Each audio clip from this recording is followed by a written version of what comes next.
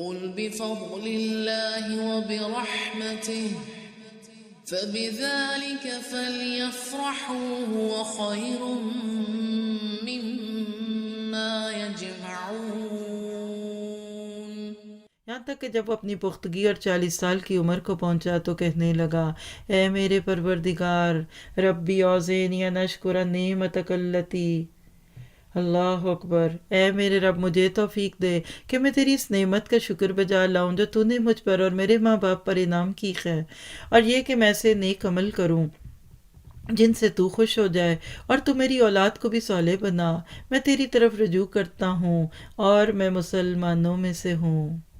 کیا خوبصورت دعا ہے۔ جس کی عمر 40 کی ہو گئی یا اس کے قریب ہے، یہ دعا شروع ہو جائیے مانگنی، کیونکہ اس میں آپ ماں باپ کے لیے بھی مانگ رہے ہیں اور اپنی اولاد کے لیے بھی مانگ رہے ہیں، اور حقیقت ہے کہ 40 سال کی عمر بڑی اہم ہے۔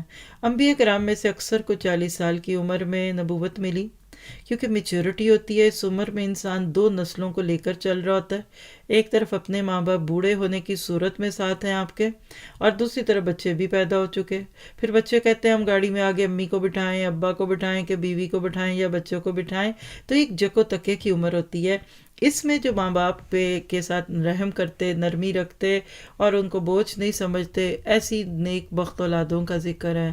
یہی وہ لوگ ہیں جن کے نیک عمل تم قبول فرما لیتے ہیں اور جن کے بد اعمال سے درگزر کرتے ہیں۔ لکھیے، ماں باپ کے ساتھ حسن سلوک آپ کی برائیوں کو مٹاتا ہے، اور اس کے اپوزٹ ماں باپ کے ساتھ برا سلوک ہفتے اعمال کا ذریعہ ہے۔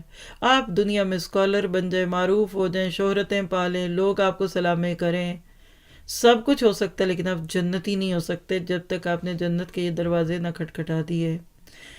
فرمایا اگر ایسے کام کرو گے کہ ماں باپ کے ساتھ اچھا سلوک کرو گے تو جنتی لوگوں میں ہیں، اس سچے وعدے کے مطابق جو ان سے کیا جاتا ہے۔